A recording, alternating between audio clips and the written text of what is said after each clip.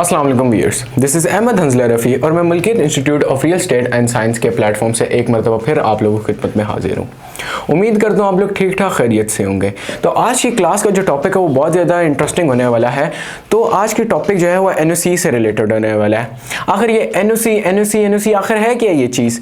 आप जिस बंदे से भी रियल एस्टेट कंस्ट्रक्शन किसी हाउसिंग सोसाइटी की बात करें, उनके मुँह से सबसे पहला अल्फाज यही निकलता है, क्या इस सोसाइटी या इस बिल्डिंग का एनओसी अप्रूव्ड है कि नहीं।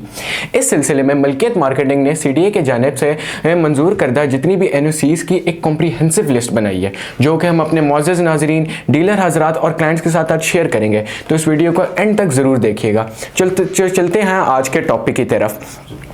List of NOCs required for the project approval in jurisdiction of CDA. जी हाँ, किसी भी रियल एस्टेट कंस्ट्रक्शन या हाउसिंग सोसाइटी को जो है नो ऑब्जेक्शन सर्टिफिकेट की शक्ल में बहुत ज़्यादा अप्रूवल लेने की ज़रूरत पड़ती है, जो कि फेडरल गवर्नमेंट की पॉलिसीज़ में खुद वो इस्टेब्लिश करते हैं।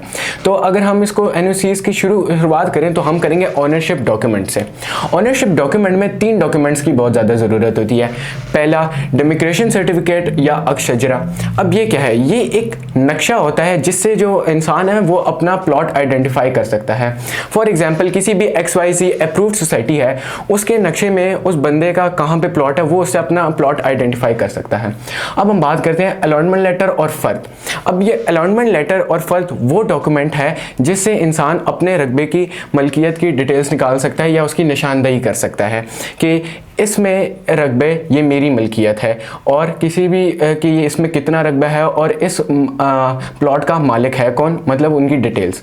अब हम बात करते हैं नॉन एक्मब्रेंस लेटर या सर्टिफिकेट। नॉन एक्मब्रेंस लेटर जो है वो किसी भी ग्राउंड की क्लियरेंस को शो करता है। क्या ये जो प्लॉट है इस पर किसी ने कोई किराया तो नहीं है, या गिरवी तो नहीं है, या इस पर कोई लड़ाई झगड़ा तो नहीं चल रहा, या इस पर कोई स्टे ऑर्डर तो नहीं है। अब हम बात करते हैं प्रीलिमिनरी प्लानिंग परमिशन, PPP। सबसे पहला झटका जो कोई भी रेगुलेटरी डेवलपमेंट अथॉरिटी किसी हाउसिंग सोसाइटी या उसके ऑनर या डेवलपर को देती है वो प्रीलिमिनरी प्लानिंग परमिशन की होती है।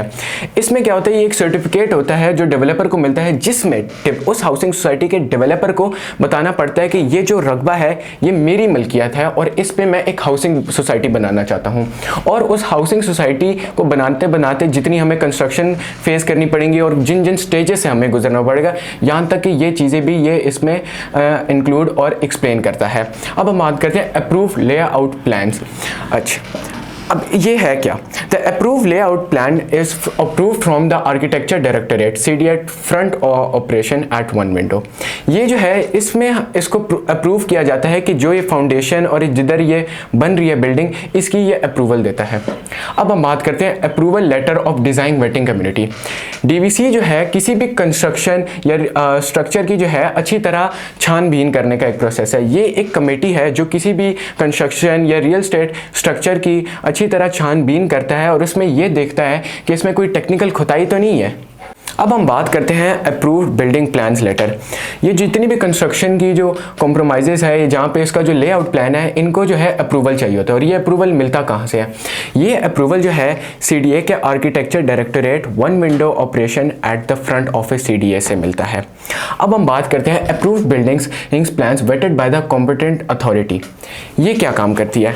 अब किसी भी बिल्डिंग या स्ट्रक्चर का जो प्लान है उस वहाँ से लेकर रूम तक का ये जायज़ा लेती है और इसको अप्रूव करना भी इसी की अथॉरिटी है। अब हम बात करते हैं थर्ड पार्टी वेटिंग सर्टिफिकेट। इसमें 2 इंपॉर्टेंट एस्पेक्ट्स आ जाते हैं, mechanical, electrical and plumbing. MEP certificate, दूसरा स्ट्रक्चरल डिज़ाइन वेटिंग सर्टिफिकेट। ये इस बात को यकीनी बनाता है ये जो स्ट्रक्चर या कंस्ट्रक्शन हो रही है इसमें कोई खुदाई या इसके अंदर इसका काम सही ज़ोरों शोर से हो रहा है या नहीं। अब हम बात करते हैं एक्सेस ऑफ रोड। ये मैं आपको एक एग्जांपल से समझाऊंगा कि जैसे इस्लामाबाद ब्लू एरिया में एक अपराइज बन रहा है और उसको एक सेपरेट रोड दिया गया है सीडीए की तरफ से, तो हमें अप्रूवल भी चाहिए कि जो हम कंस्ट्रक्शन या कोई बना रहे हैं उसको एक सेपरेट रोड दिया भी गया है या नहीं सीडीए की तरफ से। अब हम बात करते हैं access approval from national highway authority. अगर कोई हाउसिंग सोसाइटी या कोई कंस्ट्रक्शन जो है GT रोड पर बन रही है तो उसको जो है अप्रूवल चाहिए नेशनल हाईवे अथॉरिटी से। अगर वही सोसाइटी किसी मोटरवे पे बन रही है तो उसको जो है अप्रूवल चाहिए होगा FWO, फ्रंटियर वर्क ऑर्गेनाइजेशन से। अब हम बात करते हैं हाइट क्लियरेंस सर्टिफिकेट की।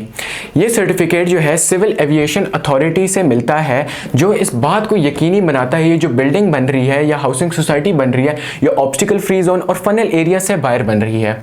अब बात करते हैं यूटिलिटी कनेक्शन अप्रूवल्स। इसमें आप लोग को सिर्फ 3 अप्रूवल्स चाहिए होते हैं।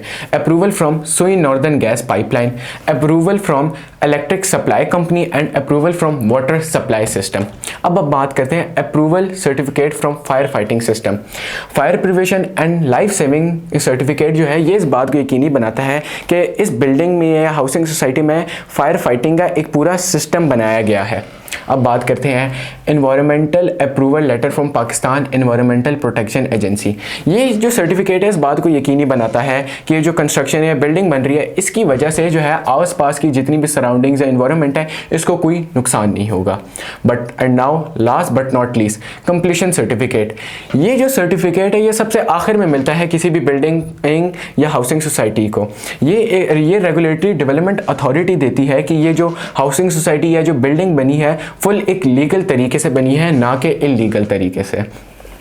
तो इस तरह आज की वीडियो जो है मैं रैप अप करता हूँ। उम्मीद करता हूँ आप लोग को ये वीडियो बहुत ज़्यादा इन्फॉर्मेटिव लगी होगी और आपने NOC को बहुत अच्छे से जान लिया होगा, क्योंकि हमने इसको बहुत ज़्यादा डिटेल में डिस्कस किया है और आपको ये पता लग गया होगा कि किसी भी बिल्डिंग या हाउसिंग सोसाइटी को क्या क्या अप्रूवल लेने की ज़रूरत होती है।